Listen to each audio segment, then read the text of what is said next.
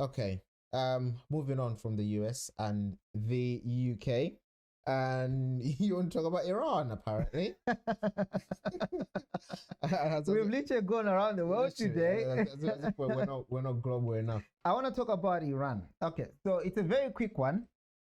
It's very interesting angle I want to take this at. So an Iranian student stripped to her underwear and her bra in protest, from what I understand, to the strict attire of Iran, basically, right? And apparently she's disappeared. I mean, she's disappeared. It's Iran. So you could see her walking back and forth. Obviously, there are a lot of things being said about it, saying that she had mental issues and things like that. So again, I'm not saying that she was mental or she wasn't mental. The article didn't provide enough information to conclude to that.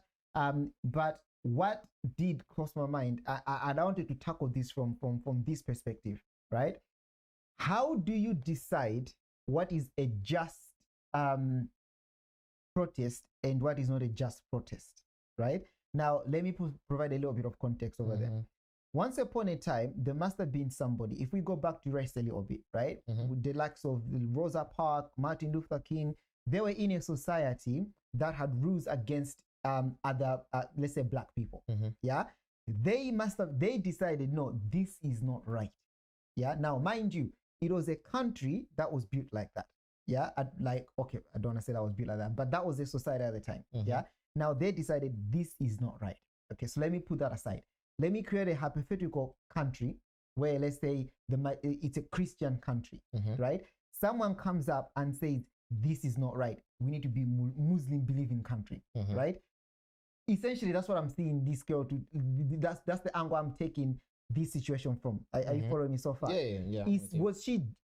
If it was a protest for the strict attire, being that they're a Muslim country, right? And that's their attire, that's how they dress.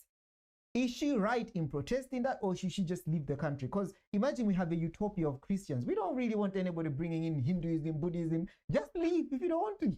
But then that's how we got to this world. So how do you judge that? Are we applauding her?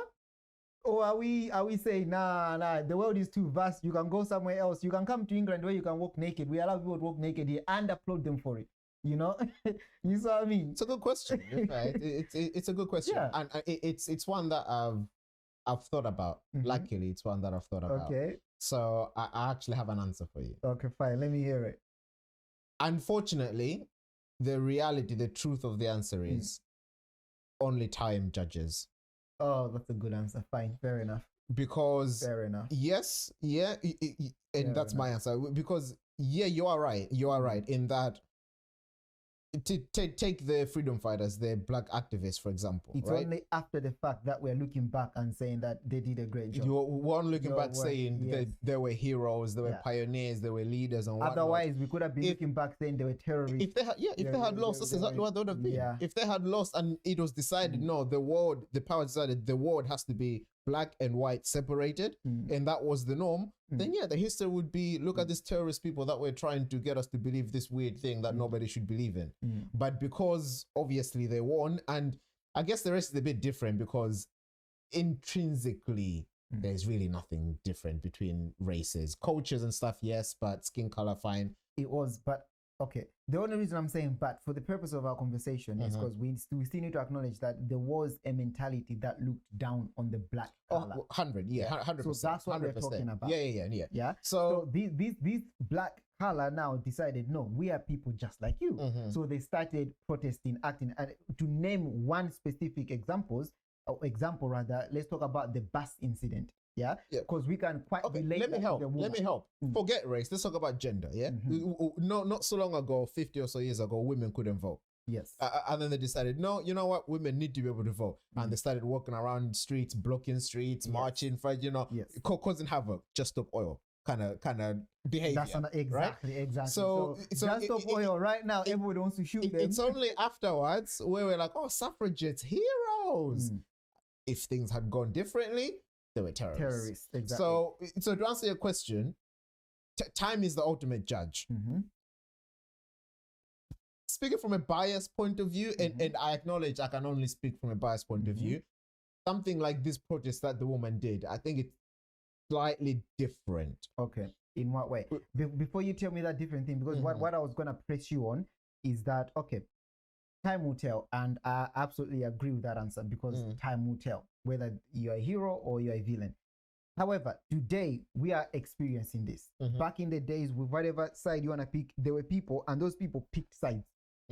So right now, today, sitting as a person witnessing this story happening in live stream, which side are you picking?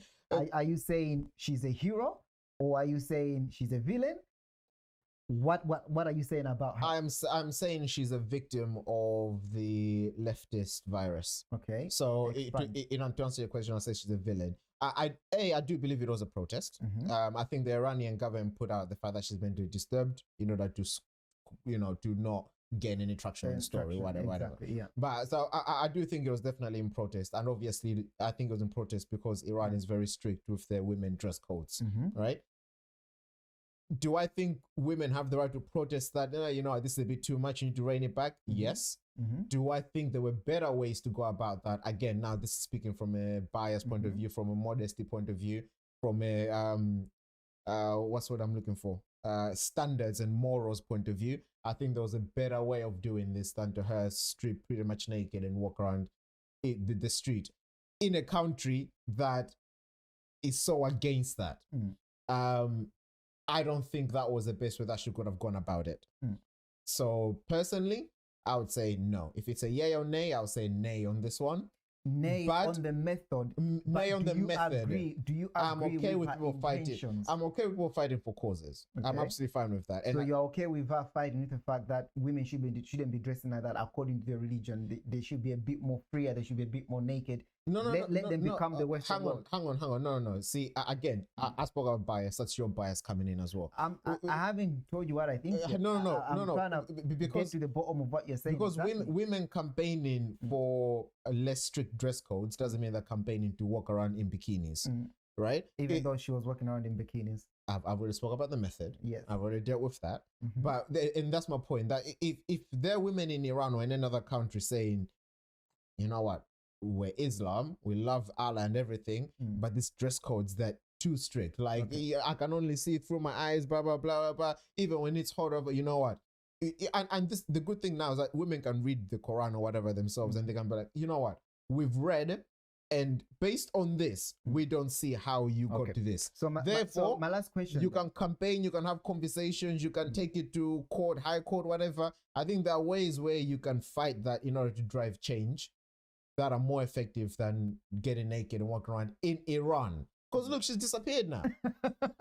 Like, what do you do? In a country like Iran, yeah, I'm sorry, you're gone now. But were there other ways where she could have at least gotten a bit of traction? Yeah. All right. So the last thing I want to comment on is to ask that. Wait, did you think she was a villain or a hero? That would depend on what you're gonna say with what I'm about to ask. Okay, fine. Okay, because I want to spring this in this context. It is a religious point of view that dictates how they dress. Is that not so? Yeah.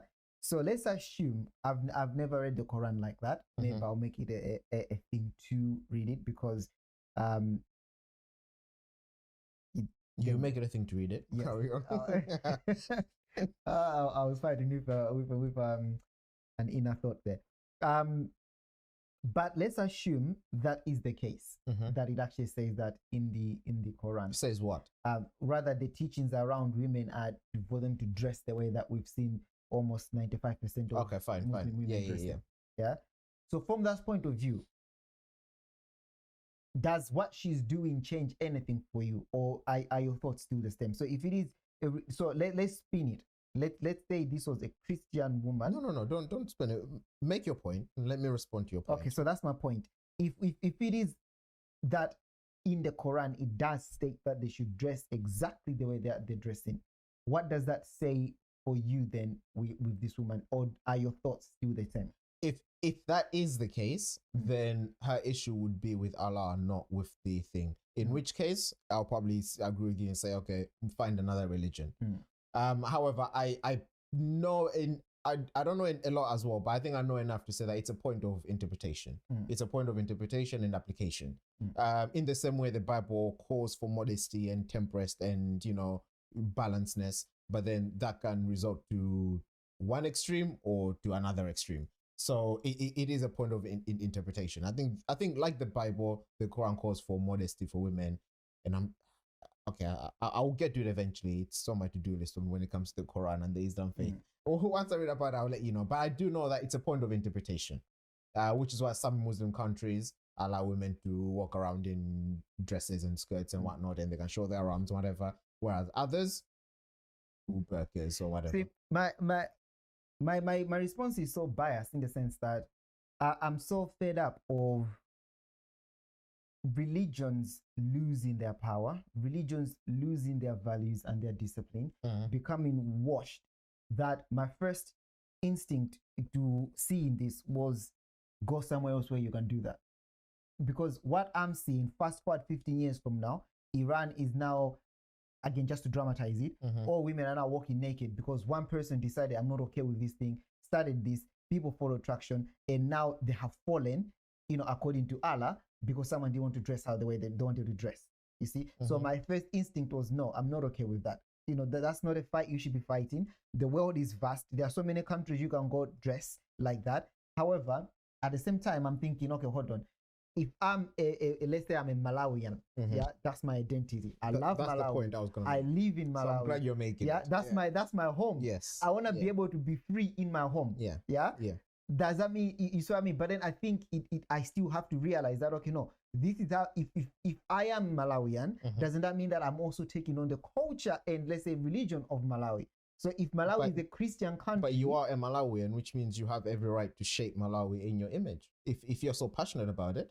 Yeah, but if my image is wrong, then the country has the right to tell me that you are wrong. And that's the thing. And who do you give the power to?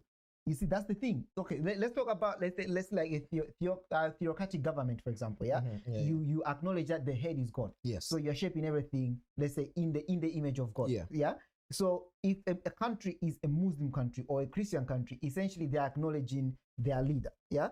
So me as a small person at the bottom, if I don't like something or a teaching of the Bible, or let's say the way the church, the way the country interprets it, well, then tough to me. No, where are my thoughts? I disagree with that. Where are my thoughts? No. Where are my thoughts? So I agree with you. I don't know if I agree actually. I definitely agree in that there are some things that you shouldn't fight against because it's a matter of, if you don't like it, then keep it moving.